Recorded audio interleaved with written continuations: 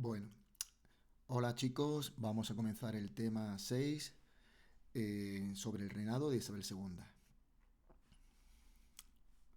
¿vale? Vamos a ir un poquito rápido, voy a intentar hacerlo lo más breve posible para que no os sea muy pesado.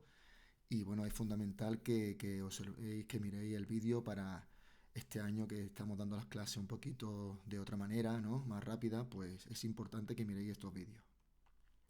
Bueno, pues venga, sin más dilación, vamos a comenzar. Aquí os pongo vuestros apuntes. Y lo primero que vamos a ver es hacer un pequeño índice. Mira, el reinado de Isabel II se compone de estas partes en el tema. Etapa de las regencias. Aquí lo tengo mejor. Mirad. Etapa de las regencias. Vamos a mover esto un poquito para acá. La regencia tanto de María Cristina como después del general Espartero. Porque Isabel en 1833, cuando llega al trono, tiene solamente 3 años. Entonces se tiene que hacer cargo, pues, su madre y después el general Espartero. Y luego ya en la segunda etapa tenemos el reinado en sí de Isabel II, con distintas etapas. Década moderada, bienio progresista y la alternancia entre moderados y la unión liberal. O sobre todo la etapa de la unión liberal. En mis apuntes, bueno, aquí no está, lo tenemos en mis apuntes. Aquí veis una, vamos a ver, está muy pequeño, en una clasificación, no importa, aquí está reinado de Isabel II, década moderada, bien y progresista, y luego he puesto si, alternancia entre moderado y unión liberal, no pasa nada si tú me pones unión liberal, porque el moderado, el partido moderado va a estar solamente 2 años.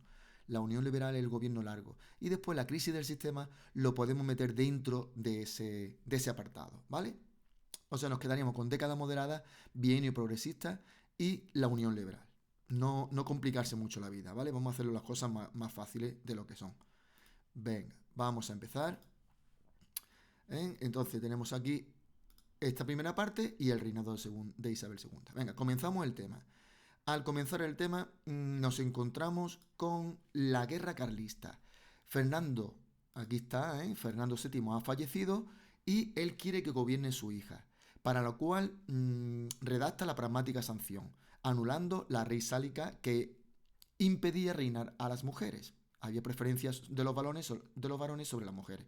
Entonces, Carlos María Isidro, su hermano, el hermano de Fernando, se siente traicionado y él dice que esa ley no vale, que no está de acuerdo y entonces que el rey tiene que ser él. Entonces, nos vamos a un conflicto dinástico, un conflicto ideológico y nos vamos a una guerra. Durante el reinado de la regente se va a estar manteniendo la guerra carlista. Entonces lo primero que tenemos que ver nosotros es la guerra carlista. La primera guerra carlista va a haber tres. Causas. Carlos María Isidro reclama los derechos a la corona. Se opone Isabel II, se opone la madre, María Cristina de Borbón, se opone y vamos a ver dos grupos, dos contendientes.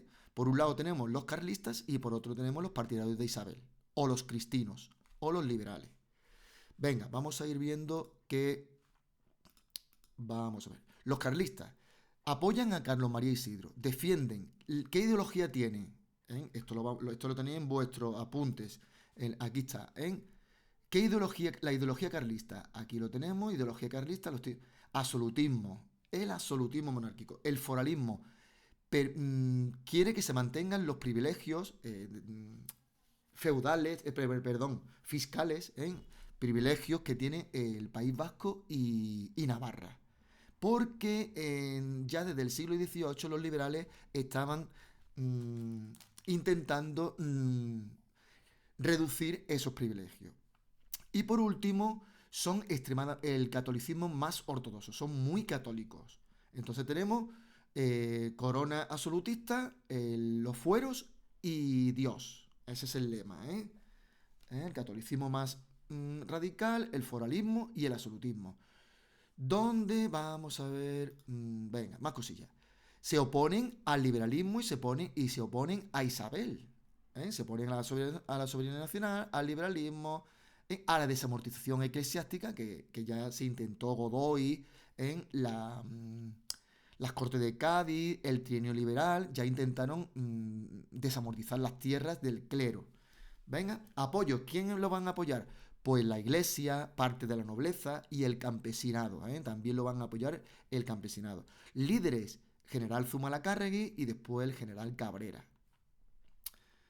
¿Vale? Aquí tenemos ya lo que defienden. Y bueno, esto es muy... lo mismo, guerras carlistas, conflicto entre Isabel y los partidarios de Carlos María Isidro, absolutistas frente a liberales, donde se da, también importante, se da en el norte de España, principalmente en el norte de España. Van a intentar conquistar Madrid, no pueden, se van para el País Vasco, intentan conquistar Bilbao, tampoco pueden, en las ciudades no se hacen fuertes en el medio rural. Aquí lo pongo, medio rural. ¿Quién lo va a apoyar? La pequeña nobleza, el clero y el campesinado también lo va a apoyar. ¿Vale? Mientras, y son fuertes en el medio rural. ¿Quién va a apoyar a los cristinos, a los isabelinos? La alta nobleza, funcionarios, la burguesía, jerarquía eclesiástica también, las ciudades, sobre los liberales urbanos. ¿Vale? Fijaros, venga, vamos a ver las fases. Estamos por aquí. Vale, esto. En zona de implantación, sobre todo fue fuerte en el norte, País Vasco, Navarra, Cataluña, Levante, la zona del Maestrazgo, la zona de Valencia, ¿vale? Aragón, también en zonas rurales, centro peninsulares, estuvieron a punto de hacerse con Madrid, el Maestrazgo, ¿vale? Castellón, Valencia, Teruel, todas esas zonas se hicieron fuertes. Venga, esto lo vamos a ver mejor con vuestros apuntes, estamos aquí. Venga, vamos a ver. Fase de la... Aquí, ¿dónde se hizo fuerte? En el País Vasco, Navarra, después en menor medida Cataluña y Aragón. En un principio, venga, vamos a ir viendo la fase. Atacan Madrid, no se hacen con Madrid. El general más importante es Tomás de Zumalacárregui. Y se dirigen al norte, ocupan Vitoria, después intentan ocupar Bilbao, pero fracasa. Muere el general Zumalacárregui en 1835. Le sustituye Maroto, no está puesto por aquí ahora. Vamos a ver. Le sustituye Maroto y después otro gran general va a ser Cabrera. ¿Vale? Después, a partir de 1836, con la desamortización de Mendizábal, que lo vamos a ver aquí, que ocurre en el 35-36, van a conseguir muchos partidarios del clero, de los nobles, porque le han quitado las tierras al clero. ¿eh? Y entonces van a seguir avanzando sobre Castilla, Cataluña, Valencia, Aragón. Y ya en la última fase, donde las potencias como Gran Bretaña, Francia y en menor medida Portugal hacen una alianza, la cuádruple alianza con España, para comprometerse en meter el liberalismo en Europa. Entonces estos países van a apoyar a la causa isabelina y van a derrotar al carlismo. Eso junto que el carlismo va a empezar a dividirse entre moderados, partidarios de negociar, y los más acérrimos, los más absolutistas, que se llaman apostólicos, liderados por el general Cabrera, que no quieren ningún tratado de paz. Finalmente se imponen las tesis moderadas y se llega, aquí lo tenemos, al abrazo de Vergara. En el abrazo de Vergara. A ver que se ve aquí. Ahí está. Entre Maroto, que fue el sucesor de Zumalacárregui, y Espartero. Espartero fue un general progresista y claro, al conseguir derrotar a los carlistas en 1840 va a tener muchísima fama. Y precisamente en 1840 va a acceder al poder sustituyendo a María Cristina como regente. ¿Vale? Los apostólicos, por otro lado, intentan mantener la guerra, pero son definitivamente vencidos por Espartero y el general Cabrera, que era el líder de los carlistas, pues es derrotado en 1840. ¿Qué ocurre? Que se llega a un acuerdo en el cual se le sigue manteniendo los fueros a Navarra y al País Vasco, y esto muy importante también, a los oficiales del ejército carlista van a pasar al ejército isabelino y se le mantiene el grado que tenían en el ejército. Eran dos condiciones muy importantes. No sé si viene por aquí. Bueno, No viene, lo he leído por algún sitio, pero bueno, no pasa nada. Entonces, para que haya paz, se le tiene que mantener los fueros a Navarra y al País Vasco y a los oficiales se le tienen que mantener ese grado de oficialidad en el ejército al que van a pasar ahora. Ahora van a pasar al ejército de Isabel, al ejército español, ¿vale? Bueno, pues ya hemos visto la guerra carlista y entonces ahora nos iríamos a ver ya el tema en sí, con los distintos periodos, los distintos acontecimientos políticos que van a ir ocurriendo durante el reinado de Isabel y previamente en el reinado de la regencia, ¿vale? Entonces vamos allá con la primera parte, periodo de regencia, y vamos con la regencia de María Cristina, porque en el 40 está la regencia de Espartero, son 3 años. Y después ya a partir del 43 nos iríamos ya al reinado de Isabel II, que ya es mayor de edad con 16 años, en 1843. Vamos con la regencia de María Cristina. Aquí lo pongo, regencia de María Cristina, vamos por aquí y venga.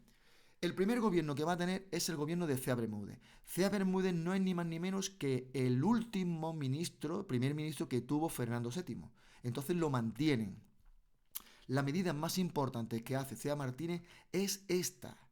Es la división en provincias de la península de España. Y la divide en 49 provincias, como está hoy día. Eso es una de las virtudes que tuvo, de las reformas que hizo, una fue esta, la división administrativa de España en 49 provincias, ¿vale? Otras aportaciones importantes, concede la amnistía a los políticos que estaban exiliados por orden de Fernando VII, ¿vale? Reapertura de universidades, esto si quieres no lo pongas en el examen, elimina a los generales ultra absolutistas, pero la que tienes que poner en el examen es eh, la división en provincias de España, como está ahora, ¿vale? Y la concesión de una amnistía también es importante. Bueno, ¿qué ocurre? Que este es un gobierno, pues a la muerte de Fernando VII, pues muchísima población lo que quiere es ir ya a un sistema liberal. Ya el antiguo régimen no tiene sentido. Entonces, este gobierno es muy conservador, no toma medidas realmente liberales. Entonces va a haber muchísimas protestas, va a haber muchísimos enfrentamientos, protestas en las calles de los partidarios del liberalismo más radical, ¿vale? Y después por otro lado tenemos que está la guerra y María Cristina le hace falta partidarios del liberalismo para enfrentarse al carlismo. Entonces, ¿qué hace? Pues va a quitar este gobierno y va a poner un gobierno más liberal, ¿vale? Y así tenemos a Martínez de la Rosa, ¿vale? Martínez de la Rosa, que ya no es un absolutista reformista como se ha permitido, ya es un liberal, pero es un liberal también muy moderado. Se le llaman doceañistas. Hay dos grupos de liberales. Los doceañistas, que son los que participaron o los que están a favor de la Constitución de 1812, y los liberales veinteañistas. Aquí los vamos a ver, los vamos a poner aquí. Los veinteañistas, aquí está, aquí lo estoy marcando, que son más radicales, son más liberales todavía, ¿vale? Se le van a llamar progresistas. Mientras que a los doceñistas se le llaman moderados, a los veinteañistas se le llaman progresistas. ¿Veinteañistas por qué? Porque son partidarios de la época de 1820 a 1823, donde hubo un trienio liberal mucho más radical, con muchas más leyes liberales que en 1812. ¿Vale? Eso que eso quede claro. Entonces, Martínez de la Rosa es un liberal, es más liberal que Cea Bermúdez, pero tampoco tanto. La gran aportación que tiene el gobierno de Martínez de la Rosa es el Estatuto Real de 1830. Es una especie de constitución, pero se le llama carta otorgada, porque es una cesión del rey. ¿Eh? ¿Qué pasa? Que los principios liberales pues son muy leves. Aquí lo tenemos. En características, no hay una división de poderes, el rey tiene muchísimo poder, el rey tiene el poder legislativo, puede hacer leyes, el rey tiene el poder ejecutivo, es el gobierno, puede quitar ministro, puede poner ministro, puede disolver las cortes. ¿eh? Las cortes no tienen un poder para hacer leyes, tienen un poder consultivo. Las cortes van a estar formadas por dos cámaras, una de próceres, el estamento de próceres, y otra el estamento de procuradores. Y fijaros, el estamento de próceres lo elige el rey, de los nobles. Y el estamento de procuradores es lo elige el pueblo, pero el pueblo es un 0,15% de la población la que puede votar. O sea que los que van a... Y siempre con un nivel adquisitivo muy alto. O sea que van a ser gente con un poder adquisitivo muy alto los que van a poder votar. Fijaros, es un sufragio que se le llama muy, muy leve, muy poco, muy mínimo, un 0,15 de la población es la que puede votar. Esta carta otorgada sí contenta a los más moderados, a los liberales moderados, que quieren un poder fuerte para reprimir los motines, las sublevaciones, para tener un poquito a ras de tabla a la población, para tenerla firme a la población, ¿vale? Mientras que no están contentos los progresistas, son liberales más radicales. Y por supuesto, no están contentos los carlistas, que le parecía muchísimo, le parecía unos niveles de liberalismo muy altos, ¿vale? Aquí tenemos lo que piden, lo que le gusta a los moderados: poder fuerte del rey, sufragio muy censitario, un estado centralizado, un poder ejecutivo fuerte, lo lleva el rey a rajatabla, ¿eh? No permite la discrepancia, mientras que los progresistas pues quieren soberanía nacional, que la soberanía en las cortes, no en el rey. Sufragio más amplio, limitación del poder del rey, desamortización del clero, una constitución real que haya sido votada por el pueblo. Líderes de los moderados: Martínez de la Rosa, Narváez, Bravo Murillo, Alejandro Mun, Leopoldo O'Donnell, aunque este después se va a pasar un poco a los progresistas. Líderes de los progresistas, los radicales más, los liberales un poquito más radicales: Espartero, Mendizábal, Calatrava, Madoz, Prim, ¿vale? Pues venga, vamos a continuar. Y bueno, aquí os voy a poner unas cuantas diapositivas para que veamos un poquito la etapa, ¿eh? Gobierno moderado del 33 al 35, Martínez de la Rosa, hace la carta otorgada, por la reina, no interviene en las cortes, no regula los poderes, no recoge derechos del ciudadano. Esto es un freno al liberalismo. La oposición se protesta, la posición de los progresistas. Venga, más cosillas por aquí. Organización territorial en provincia. Esto fue con Cea Bermúdez. Fijaros cómo queda ya la España. Vamos a ver qué os puedo poner por aquí. Mira, estos son los dos grupos que hay: moderados y progresistas. Moderados, personas de orden; progresistas, defensoras de la libertad. Un poquito, base social, que terratenientes, comerciantes, progresista más la burguesía, oficialidad del ejército, clases populares urbanas, los líderes ya lo he puesto, soberanía compartida con la reina, soberanía aquí del pueblo, sufragio más restringido, sufragio más amplio, derechos aquí más amplios, los progresistas, se limita a los derechos, sobre todo el de imprenta, el de imprenta. Iglesia son más católicos, los progresistas son menos católicos, a confesionalidad del Estado. Vale. A ver, por aquí tenía yo otra. Os voy a enseñar, para que veáis un poco la diferencia entre conservador y progresista. Y vamos a tener aquí unos títulos que siempre van a salir en las constituciones. Siempre van a salir nosotros vamos a estudiar aquí 3 o 4 constituciones y tenéis que dominar estos conceptos: soberanía, separación de poderes, las cortes, sufragio, los derechos individuales y colectivos, la autonomía de las ciudades, la religión, la milicia nacional. Venga, ya voy a aprovechar y voy a ir viendo lo que... Bueno, por ejemplo, si eres conservador, la soberanía lo tiene el monarca o es una soberanía compartida, pero el monarca tiene la soberanía. Si eres progresista, la soberanía se llama nacional, porque es del pueblo que ha votado y emana de las cortes.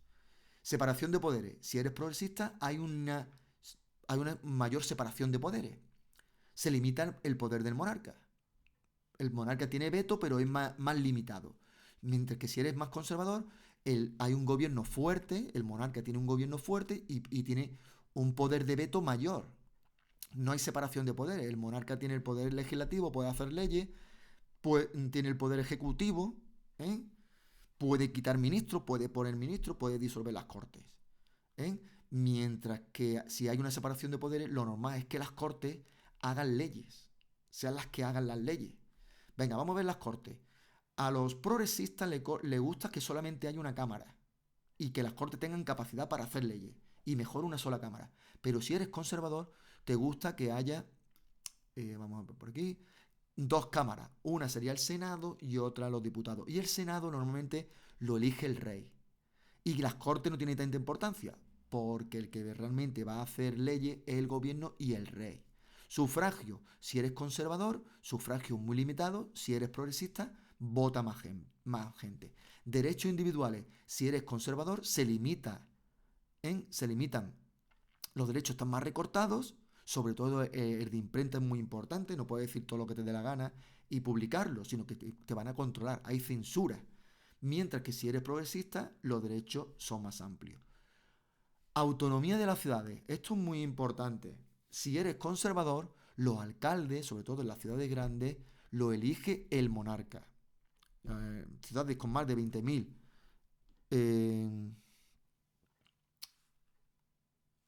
20.000, una población de 20.000 personas, de 20.000 ciudadanos, de 20.000 habitantes, pues lo elige el monarca. Mientras que si eres progresista, a los alcaldes lo eligen los pueblos con unas elecciones. La religión, si tú eres conservador, eres más católico. Si eres progresista, pues puedes ser católico, pero eres laico. ¿Eh? Un estado aconfesional. Aquí sería un estado confesional. Y la Milicia Nacional, que fue este órgano de seguridad nacional, esta milicia, esta especie de milicia urbana, para proteger el liberalismo. Si tú eres conservador, la eliminas, y si eres progresista, quieres que se mantenga para controlar, para favorecer el liberalismo. ¿Vale?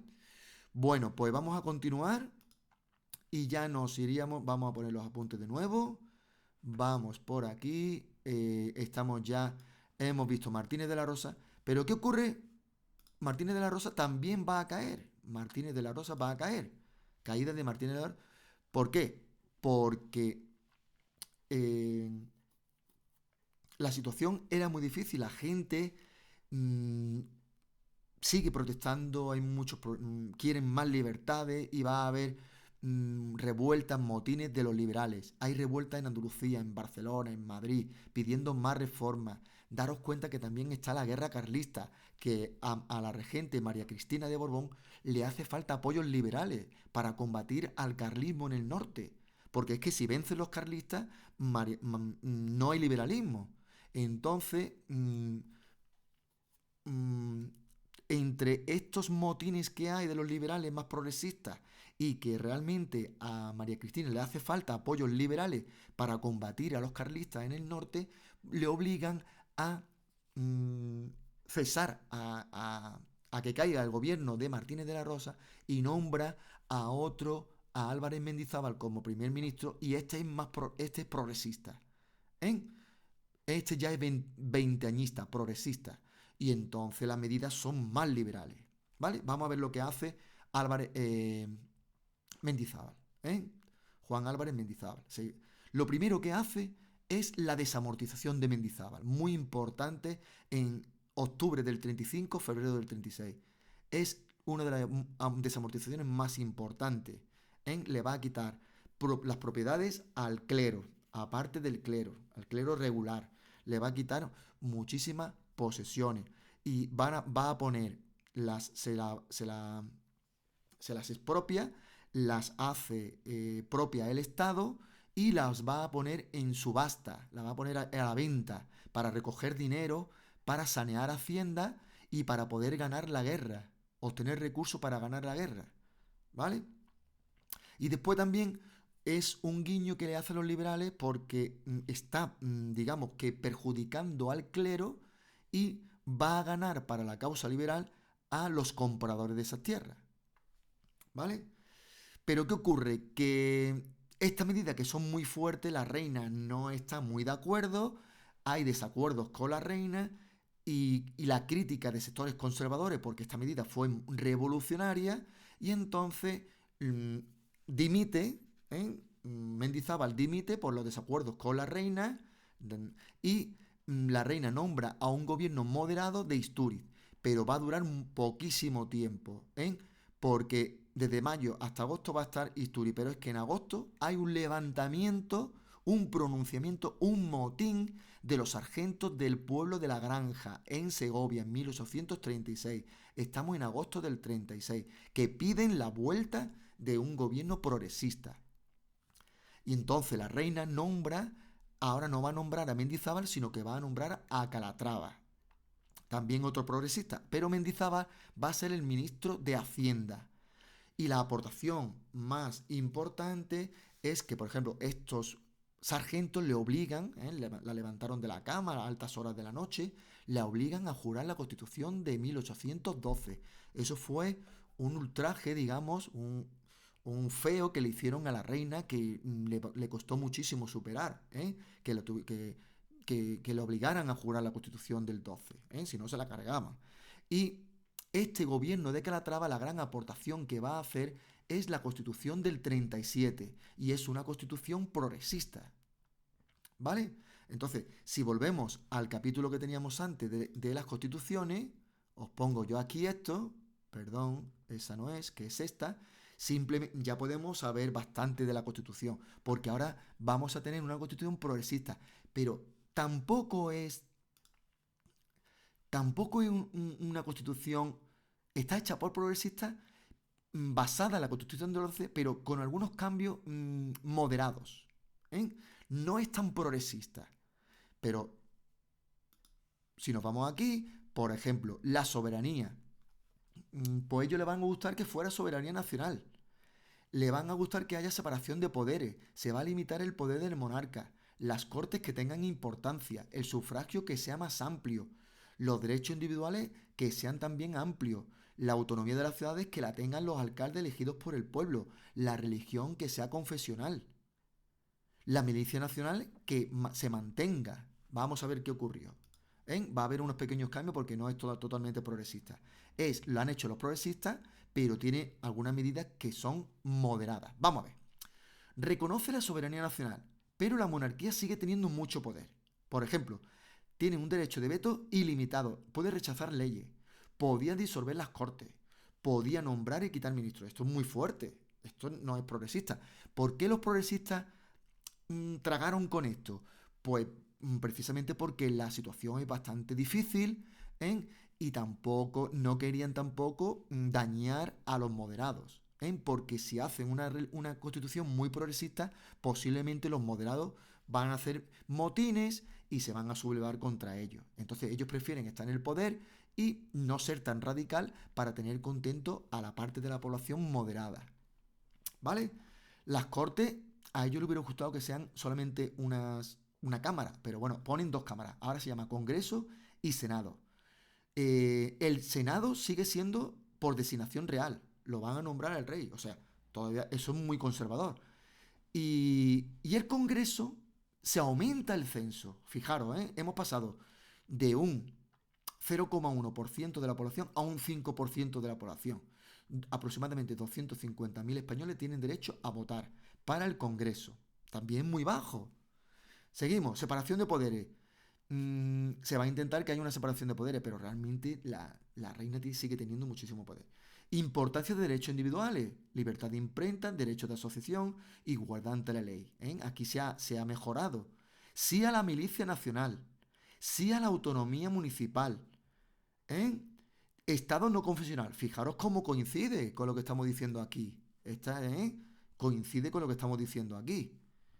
Venga. O sea que a la hora de hacer el examen, con que me ponga unas cuantas características, tú ya sabes que es progresista, pero esta primera progresista tiene unos guiños al moderantismo, a los moderados. Así que no es completamente progresista. ¿Vale? Después, otra medida, por ejemplo, fin de la mesta, fin de los gremios, fin del diezmo. El diezmo era un impuesto del 10% de la producción agraria que se le daba al clero. Desvinculación de los mayorazgos, ley de señorío, fin definitivo del régimen señorial. Bueno, esto es nuevo, esto si tú no me lo quieres poner, pero mira, es muy fácil. Puedes poner que fin a la mesta, fin a los gremios, que nosotros llevamos ya hablando de estos dos conceptos mucho tiempo, y crea la Constitución. Lo más importante es la Constitución, ¿vale? Vamos a ver qué tenemos por aquí. Periodo progresista es lo que hemos visto ahora, ¿eh? Desamortización de Mendizábal en el 36, motín de la granja para ponerlo otra vez, son suboficiales del ejército, obligan a María Cristina a que acepte la constitución del 12 y ellos van a hacer la constitución del 37 basada en la de 1812.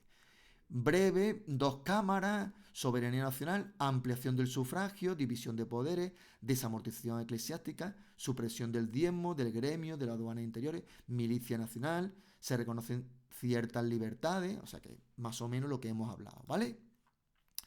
Bueno, esto es un pequeño resumen de la época de la regencia de María Cristina, gobierno de Cea Bermúdez, gobierno de Martínez de la Rosa, gobierno de Mendizábal, gobierno de Calatrava. En el gobierno de Mendizábal tenemos la desamortización del 36. En el gobierno de Calatrava tenemos la Constitución, aquí está, ¿eh? La Constitución y el desmantelamiento del antiguo régimen, ¿vale? Voy a quitar esto lo voy a quitar, aquí, venga, seguimos, ¿vale? Pero con que me pongáis la Constitución del 37 es lo más importante. Y si me queréis poner desmantelamiento del antiguo régimen, pues también, ¿vale?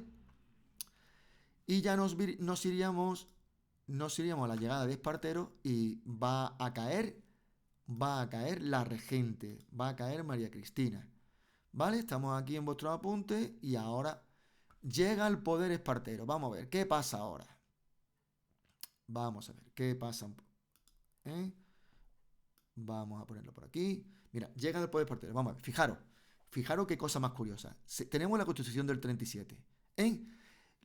Se van a hacer elecciones, porque como va a haber unas elecciones, pero han puesto el sufragio tan limitado, un 5%. Los progresistas fueron perjudicados por su misma constitución, por su mismo sufragio. Hicieron un censo tan restringido que los que votan pues suelen ser conservadores, suelen ser los que tienen mayor riqueza, ¿eh? Y entonces sale un gobierno moderado. Y ahora ese gobierno moderado quita este apartado de la autonomía municipal. Hace una ley de ayuntamientos por el cual la reina puede elegir a los alcaldes. Y entonces eso supone una cantidad de protestas por parte de los progresistas. Altercados en las calles, para que esa ley es contraria a la Constitución del 37. Porque la Constitución que se queda es la del 37. Este gobierno no quita esa Constitución. ¿Vale? Hay una ley electoral más restrictiva, se limita la libertad de imprenta, entonces ellos piensan que está haciendo unas normas que van en contra de la Constitución. Y entonces Espartero le pide a la reina que quite esa ley, la ley de ayuntamiento. La reina no quita esa ley, mantiene, y Baldomero obligó, daros cuenta que Baldomero tiene muchísima fama aquí porque estamos en 1840, ha vencido en la guerra carlista, ya ha terminado la guerra carlista. Entonces Baldomero obliga a María Cristina a abdicar como regente y ponerse él. Y la reina se exilia en Francia con el cabreo que va a conseguir, va a tener la reina. Porque desde Francia va a hacer motines, va a intentar expulsar a Baldomero Espartero. Bueno, medidas que hace Espartero. Bueno, pues unas poquitas prensa libre, ampliación del censo electoral, era progresista, ¿eh? Espartero era progresista. Se acelera la desamortización, ampliación de la milicia nacional, ¿eh? Fijaros como siempre está esto, ¿eh? Siempre está estas cosillas en la milicia nacional, es importante, ¿eh? Se amplía. Espartero, como es progresista, amplía la milicia. Cuando llegan los conservadores, la quitan. Derechos individuales, lo va a ampliar. Sufragio, lo va a ampliar.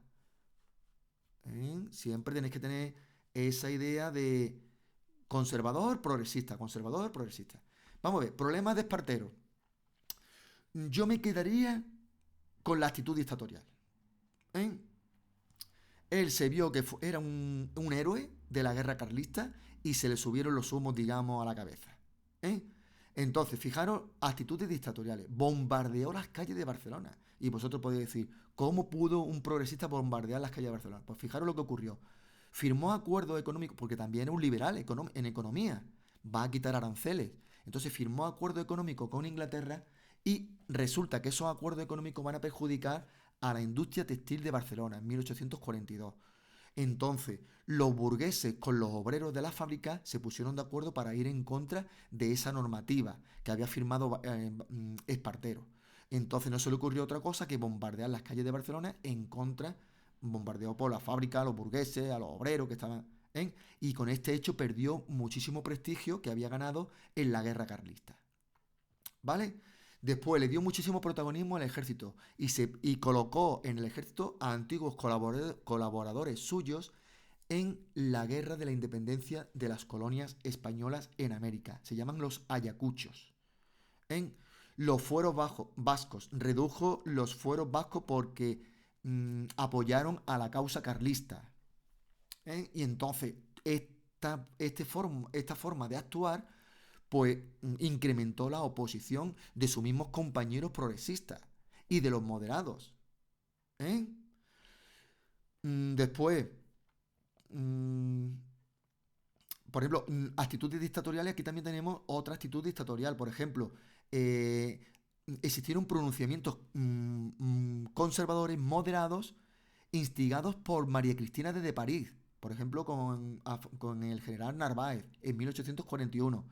Surgieron otros pronunciamientos, Espartero los fusiló a los protagonistas de esos pronunciamientos, algo inaudito. Entonces, no se fusilaba a los líderes de los pronunciamientos, ¿vale? Eran muy típicos los pronunciamientos, los motines. Pronunciamientos se llaman motines también, ¿eh? Ya también una palabra que hemos utilizado mucho, ¿vale? O sea que todo el mundo está en contra de él, incluso su propio partido, los progresistas. Entonces, ante todo esto, renuncia de Espartero. Y entonces las Cortes deciden que lo mejor es nombrar a Isabel como la reina con 13 años. Adelanta la mayoría de edad a 13 años y se nombra a la reina Isabel como la monarca de España. Y ya entraríamos en la segunda fase, que es el reinado de Isabel II.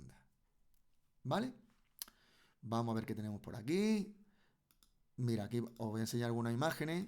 Vamos a ver, ahora sea. Mira, el siglo XIX es el siglo de los generales.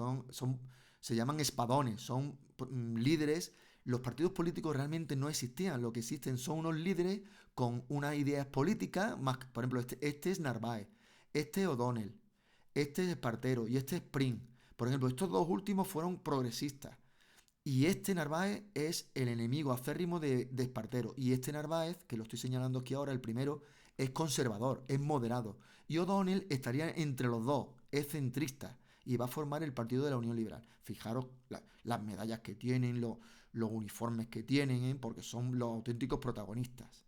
¿Vale? Y estos, pues, son líderes que van a dar pronunciamiento, van a hacer motines para eh, para hacer cambios de gobierno. ¿Vale? Son los auténticos, son protagonistas de, aquí tenemos Espartero, del siglo XIX español. No sé si tengo por aquí alguna fotito. Vamos a ver, aquí está la evolución política, moderado Narváez, progresista Espartero y la Unión Liberal. Bueno, y voy a dar por terminado esta primera parte del tema, porque hemos visto las dos regencias, la de María Cristina y la de Espartero. Y ya la segunda parte me voy a ir a ceñir completamente con el reinado de Isabel II. Vamos a ponerlo por aquí, el reinado de Isabel II. Perdón, vamos a ver. El reinado de Isabel II y lo vamos a dividir en la década moderada, bienio y progresista, otra vez, de nuevo. Fijaros cómo se van alternando moderados, progresistas, y después tenemos la última etapa, la Unión Liberal, y terminamos con la Revolución de la Gloriosa 1868, donde Isabel II tiene que dejar España. ¿Vale? Pues venga, terminamos aquí.